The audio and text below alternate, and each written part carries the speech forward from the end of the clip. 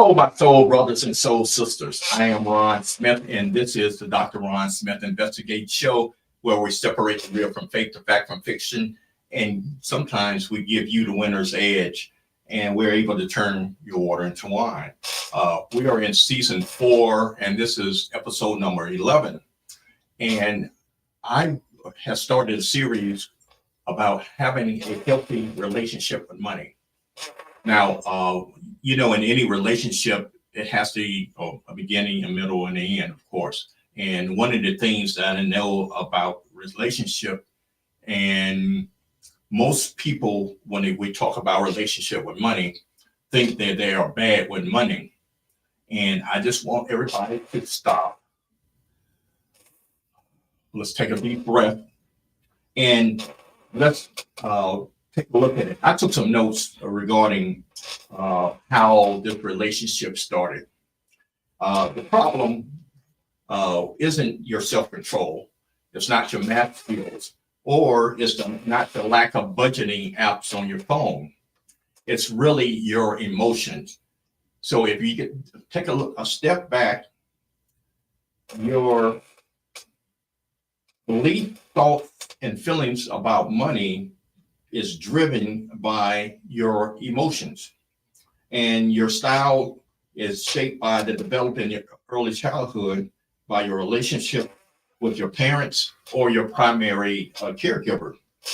Your upbringing significantly shape your money habits. Early experiences with money, such as learning about financial concepts, managing allowances, or witnessing parental financial behavior, can have a lasting effect on your spending, savings, and investment patterns as an adult. So, financial literacy and education is vital. We must begin with educating ourselves and educating our family, which including maybe our parents and our children. Okay, it's not a surprise that parents who openly discuss money with their children are more likely to develop good money habits as an adult. And it's not a stretch of the imagination if a child without it struggle to manage money. I am one of those individuals who did not receive financial literacy or financial education. I grew up in more of a survival mode. They pay bills and keep things moving. So there are different types of parents. So if you're a spendthrift or a frugal parent, your child may develop a tendency to overspend to compensate for perceived deprivation in their childhood. And you see that a whole lot, where people who buy things that they don't need to impress people they don't like with money they don't have. That's one of the quotes that I've been circling around in my head.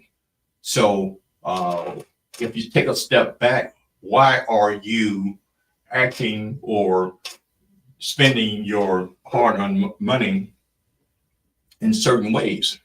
So let's say a parent who lavishly spends on their children might develop a sense of entitlement, and they struggle with their finances also. There have been, and I'm quite sure you are may witness, or you might be one, who just because you grew up with not having a lot of finances around, you want to make sure that your children have the designer this and designer that, going to the private school here, et cetera, because you could actually afford to do that.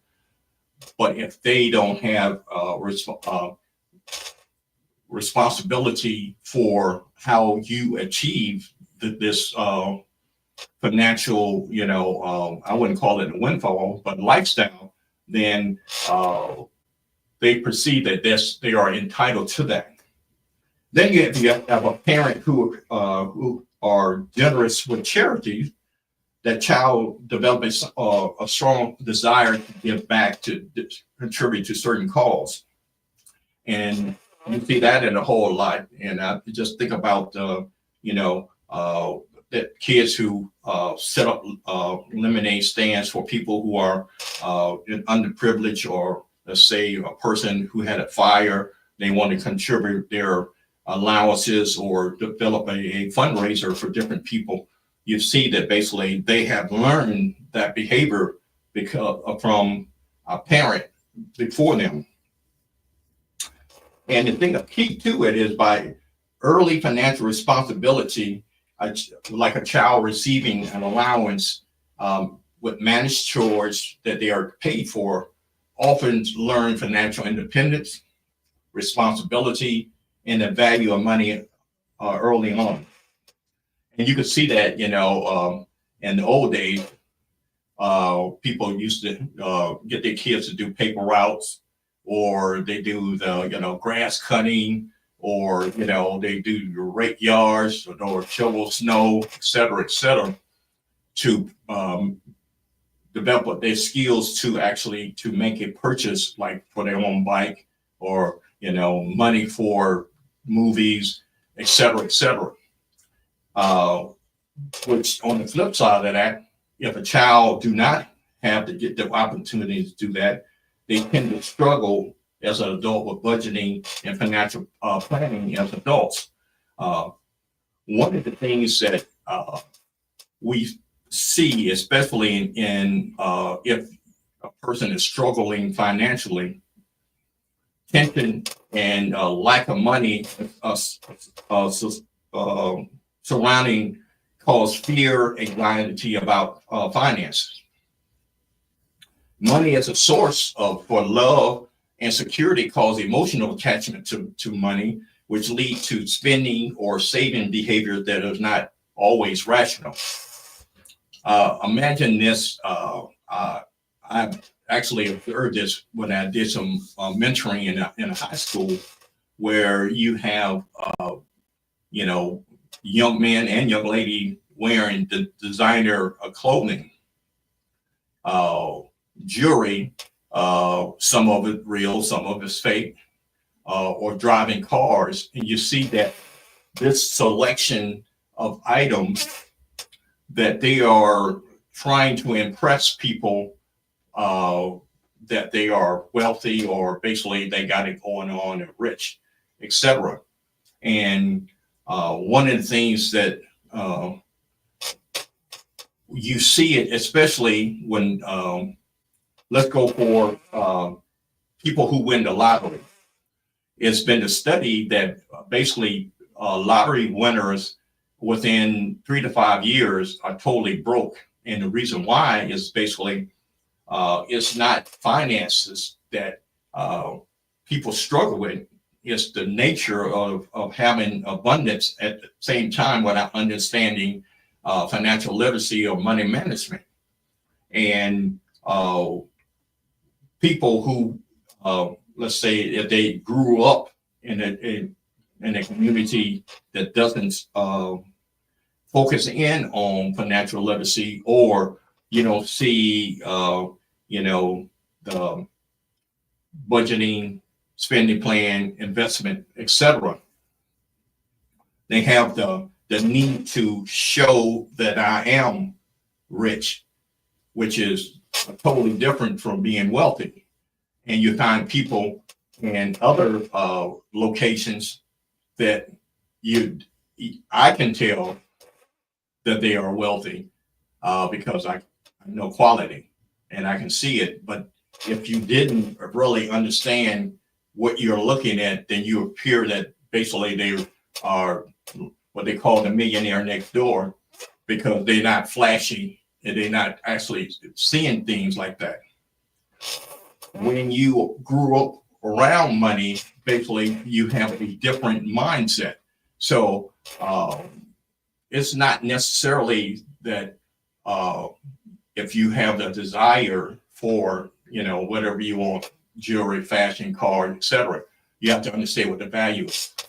And my point is that I see a lot of, and right now this is the week that the NFL is going to have their big draft, and you can tell who understand money and who actually are not used to money.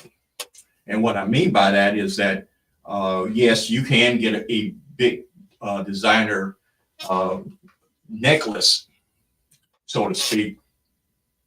And I guarantee you, if you were trying to cash that in, you will not reap the same thing that you can get. Now, one of the things that I have seen, and I like this idea, which is, I guess, out of the box theory about fashion and jewelry, since I'm on the subject. Pharrell is having an auction of some of the stuff that he did with the Neptunes and some of the stuff that he would in his early rap days. And believe it or not, some of the pieces are have increased in value since 20 years ago that he had actually collected. But these are collectors. So if you could understand what I'm saying, there is a perceived value in a collector piece that's different from just having established a jewelry just for an event. So one of the things that I know for sure, and I had actually seen it, that with children who witness their parents struggle, they might internalize the anxiety and fear related to money. And I talked about, on my TikTok and Instagram about three things. And those three things, and I'm going to start before the half, and I'm going to continue after the half, is that when you are not comfortable with money, you have what I call the imposter syndrome with money.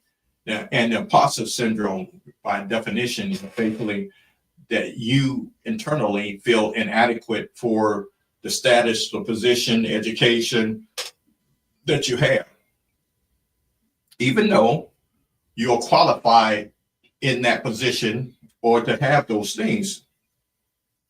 And the thing about it is that if you don't feel healthy and have a healthy relationship with money, you would tend to have that imposter syndrome, which means that basically you will actually try to be the one to get the new Hummer, the one that crawls, the one that I like, the flat black one. But my point is, you don't get it so because you really like it. You get it because you'll be the first one to have it, and that it's more of a show than actually a desire for it. You're not going to go off road with it. It's one of those things that you're trying to flaunt. The second thing I talked about is survivor's guilt. And that's basically when you achieve a certain status, whether let's say you're entertainer, rapper, let's say a sports figure, whether football, basketball, soccer, etc. And you create this entourage that you feel guilty about, leaving your girls or leaving your boys back on the block. One of the things I do, I want to pause that LeBron James to me has probably crushed my whole theme about the entourage, because he did it totally different. Everybody that played in that on this high school basketball team has a vital role or has branched off that has been totally successful independent of him. There was no hanger-ons and people who just sucking the air oxygen out the room without putting anything back into it. So there are healthy ways to have an entourage, and he's probably the one, the main exhibit. Everybody else that I look at, they probably handle it totally different and probably use it a different way. The next thing is financial money grief. And this is due to, you had money, you had a good job, what's going on with the federal government, that you lost your job, or there might be a business failure or a bad investment that hold you hostage. So we're going to take a quick break right now, and then we're going to get back into where I left off at, talking about developing healthy relationship with money.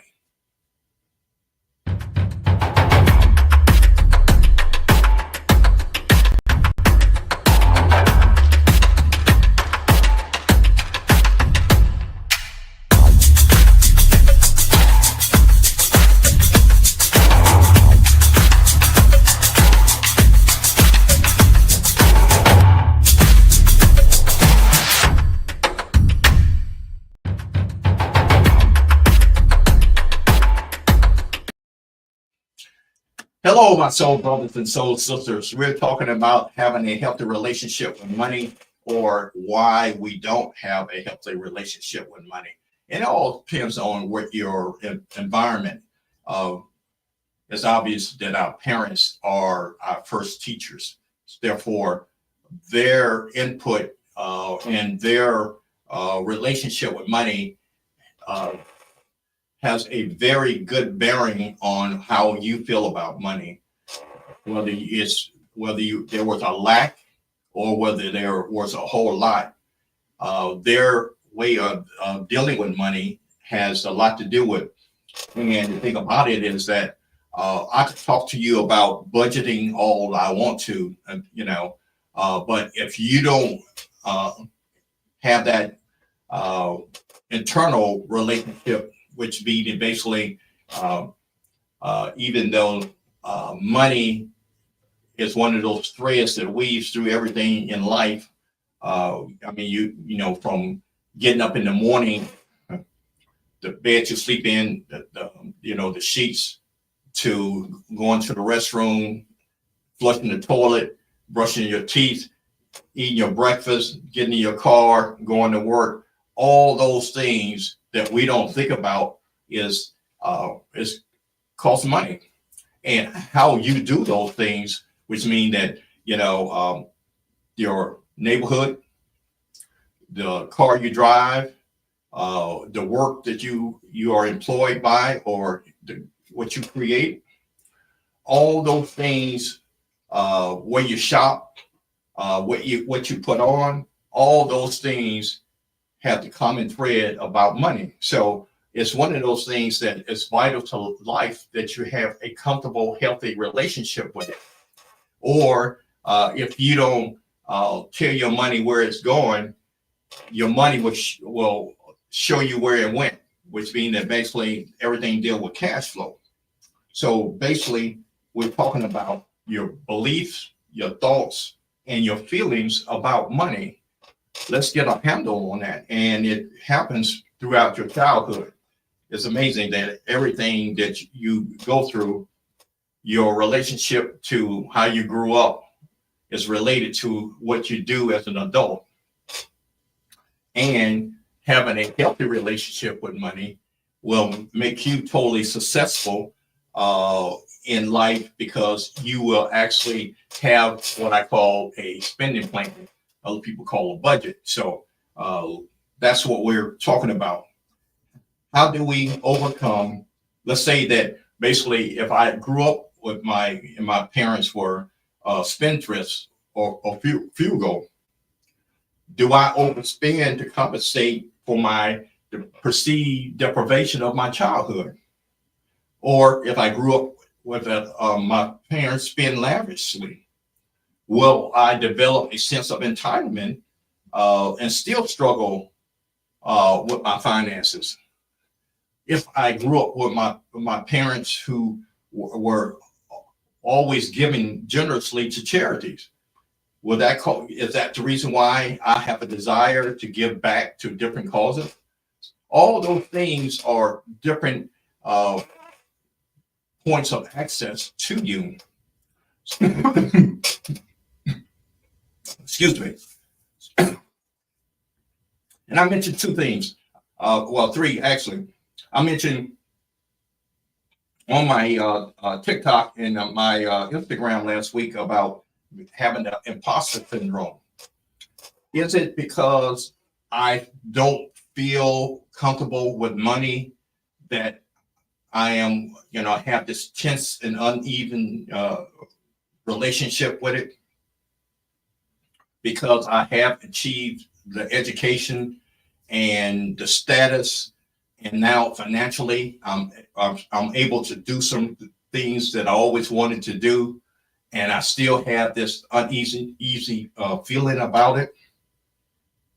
Or do I have that survivor's guilt, which means that basically, since I have achieved those things, education wise, position, finance, and I have left my high school friends, my college friends, or or even someone from being a peer group of professionals, then now I am the supervisor of that group.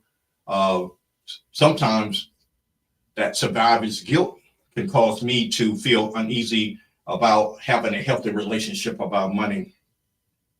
And then I talk about financial money grief.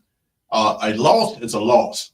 And that's one of the things that a lot of people haven't really wrapped their head around, for the simple fact that when I talk about grief, then most of the time people think about loss of a family member, of loved ones, or a friend. But anytime you lose something, there is a period of grieving. And I talk about details. There are 5 areas of grief that I'm not going to get into right now. But if you lost your job, if you had a business that you started and the business failure, you made a bad investment, all those things could have held you hostage to your healthy relationship with money. So let's talk about reversing the curse. How do we get ourselves out of this? Because whether you grew up without money, or you grew up middle class, or you grew up with abundance of money, how that environment has a shape on you where you are right now. And if you are one of those people, and I when I was working in New York, and I just digress for a minute, there are people who are making 6 figures and 7 figures who are living paycheck to paycheck because of the standard of living in Manhattan. And that's the thing.